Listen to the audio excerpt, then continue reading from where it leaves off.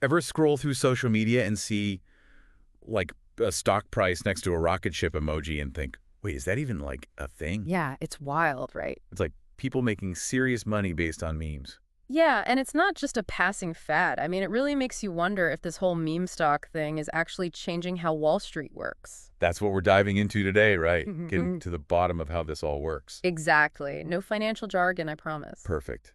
Because even I'm still trying to wrap my head around it. Yeah. So, first things first, what exactly is a meme stock? Well, think about how memes themselves work, right? It's about grabbing attention, being relatable and shareable. Like, everyone's got to be in on the joke. Exactly. A meme stock is the same thing, but instead of like a cat video, it's a company GameStop, AMC suddenly blowing up in value. Okay, but it's more than just random internet hype, right? There's some actual investing going on here, too. Right, right. And a lot of these people driving it, they're actually doing their homework, digging into financial reports, following market trends. But they're doing it in a way that's, like, way more engaging and hilarious, honestly. And that's what makes it feel kind of rebellious, you know? It's not just about making money, it's about sticking it to the man. It's that whole David versus Goliath thing, which brings us to the OG meme stock showdown, GameStop.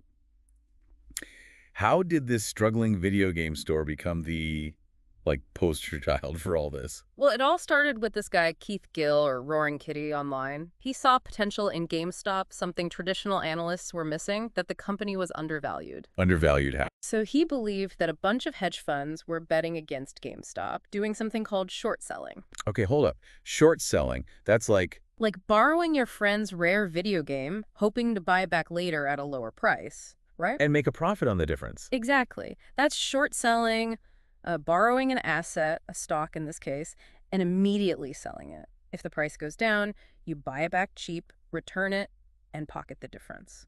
And in GameStop's case, that strategy, well, it backfired. Big time. Retail investors, fueled by social media and Gill's analysis, started buying up GameStop stock like crazy, driving the price up. And those hedge funds that bet against it, they got squeezed. Exactly. They call it a short squeeze. Those short sellers were forced to buy the stock to cover their positions, which only pushed the price even higher. Talk about a financial plot twist. No wonder the whole world was watching. And it wasn't just GameStop, right? Like, suddenly, every stock was fair game. Oh yeah, the floodgates were open. Remember, like actually going to the movies? The giant tubs of popcorn, that fake butter smell. You're talking about AMC, right? Bingo! AMC, another classic, tapped into that same nostalgia. That, like, bring back the good old days feeling. Exactly.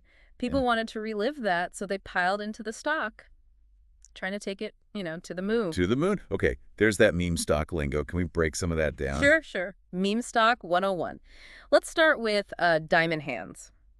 You ever get that feeling like you're holding something so valuable? Like, no matter what anyone says, you're not selling. Exactly. That's Diamond Hands, total conviction. Hold on to that stock even when things get shaky because you believe in it long term. So the opposite of that would be, like, panic selling at the first sign of trouble. Exactly. They call this paper hands, folding under pressure. It's like the ultimate meme stock sin. Gotta have those diamond hands, stay in the game, and if all goes well, those diamond hands get to cash in their, what was it, tendies. Ah, yes. Tendies, the holy grail. It's that image of, well, you guessed it, chicken tenders. It's all about the tendies.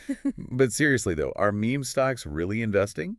Or is it more like gambling? It's a really good question and a tough one to answer.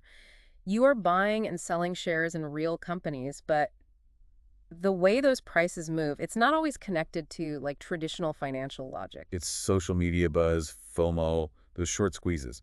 Exactly. It's a whole different ballgame.